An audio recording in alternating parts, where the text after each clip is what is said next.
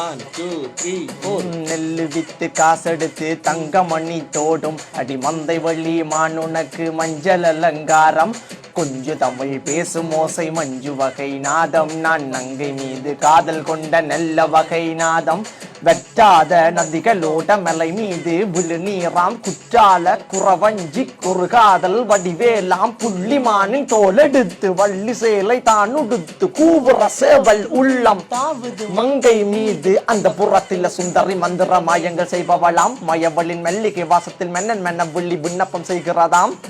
அஞ்சரையடி அழகிய கொடிய அதிசயங்களை அடக்கிய நதி இயலிசை நாடக பாணியில் ஆண்மினங்களை ஆளுறப்பதி அட்டட்ட எத்தனை அழகு குத்தி கிடக்குது சந்தன மல்லுக்கு வட்ட வட்ட பாறைய போல வளைஞ்சு நெல்லிஞ்ச உடலும் அழகு வெண்ணிலா தங்க நிறம் கொள்ளையடிச்சது பொன்னிலா கண்ணிலா கொள்ள கொண்டு சிக்கி தவிக்கிற நுண்ணிலா அலங்காரம் செஞ்சு வார அன்ன கிளி அட்டியே கள்ளி உன்ன கொள்ளி வச்ச கண்ண குழி சிறியவள் கூந்தல் அது ஒரு அசையிற அருவி அன்னிதின மயக்கிற போதை போலொரு அதிசய பிறவி கன்னி தமிழ் பாடுற குயில் நான் தானே தங்க குல மீன் தானே துள்ளி துள்ளி பாயிற புள்ளி மான் தானே வண்டார குழலி தோகை மயில் தானே புதுவங்கள் புரை தானே பருவத்தில் என்ன இழுத்தவள் நீ தானே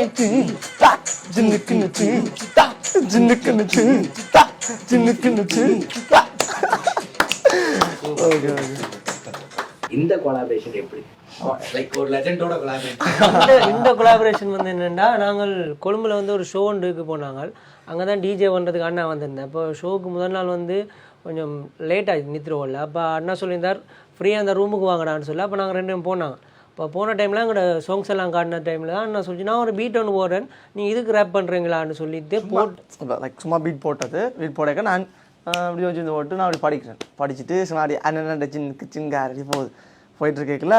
இன்னொரு அண்ணா இருந்தவர் டிஜேஸ் பார்க்கணும் அவர்களுக்கு தெரியாம வீடியோ எடுத்துட்டு பாடியெல்லாம் முடிச்ச அப்புறம் வீடியோ ஆடுறாரு அப்போ நான் நல்லா இருக்கேண்ணா ஓகேன்னு ஆமாம் இது நல்லா இருக்கு அப்படின்ற மாதிரி பார்த்துட்டு நல்லா இருந்தது அப்போ அடுத்த நாள் பார்த்தா அண்ணன் என்ன செஞ்சிட்டாருன்றால் அவருக்கு நல்லா பிடிச்சி போயிட்டுது அப்போ அடுத்த நாள் அந்த வீடியோவை போஸ்ட் பண்ணிட்டார் எங்களுக்கு தெரியாது போஸ்ட் பண்ண விஷயம் அப்புறம் தான் கொலாபரேஷன் வருது ஓகேன்னு அக்செப்ட் பண்ணிவிட்டு நான் கான்சர்ட்டில் போய் பெர்ஃபார்ம் பண்ணிவிட்டு அது சாதாரணமாக விட்டுட்டோம் அதை நீங்கள் சாதாரணமாக விட இல்லை எல்லோரும் கொண்டாடி எங்களை பெரிய ஒரு இடத்துல கொண்டாந்து வச்சுக்கிறீங்க. என்னன்னா இது மெயினாக இவங்களுக்கு இதில் பாட வைக்கணுன்றது என்ன ரேப் பாடுறப்போ பார்த்தீங்கன்னா ஃபாஸ்ட்டாக பாடிடுறாங்க.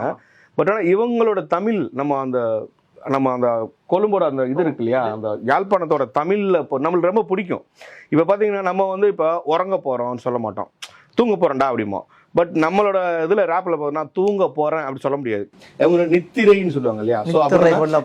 அந்த நித்திரைன்றதே அந்த வேர்டில் போடுறப்போ அது பயங்கரமாக இருக்குது. இவங்களோட அந்த ஒரு நாள் பேசணுன்னு எனக்கு வந்து இது நல்லா இருக்கே தமிழ்ன்றப்ப தான் அப்போ ரேப்லேயும் அந்த தமிழ் தான் யூஸ் பண்ணுறாங்க. அப்போ அதை ஏன் இந்த மாதிரி கொண்டு வரக்கூடாதுன்றப்ப தான் இந்த இதுக்கு நீங்கள் வாங்க அப்படின்னு சொல்கிறப்ப யோசிச்சாங்க ஓகே போடலாம். நான் டக்கு இப்போ இங்கே கம்போஸ் பண்ண மாதிரி தான் இந்த ஓகே இந்த வேர்டு சுற்றி அது ஓகே டக்குன்னு பாட ஆரம்பிச்சிட்டாங்க. இதில் இருக்க இன்னொரு விஷயம் எப்படி இருந்தால் இப்போ அண்ணன் தான் வந்து எப்படி சொன்னேன்னா இப்போ நான் வந்து ரேப் இந்த இதை இப்போ படிக்கணும்னா அட்டோட எத்தனை எனக்கு கொட்டி கிட்டக்குது சந்தன மல்லுக்கு அப்படிதான் வரும். அப்போ அது என்னென்றால் இவருக்கு விளங்க இல்லை அப்படின்னா தம்பி அதை ஸ்லோவாக படிக்கலாம் கதைக்கிறதே வந்து ஃபாஸ்ட்டாக நீங்கள் ஃபாஸ்ட்டாக பாடுங்க வளமையாக ஸ்பீடாக ரேப் பண்ணிக்கலையே அப்படி தான் படிப்போம். அப்போ யோசிச்சேன்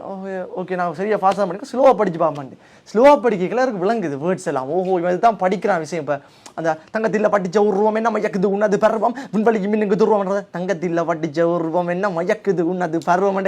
என்ன சொல்கிறேன்றாரு விளங்குது.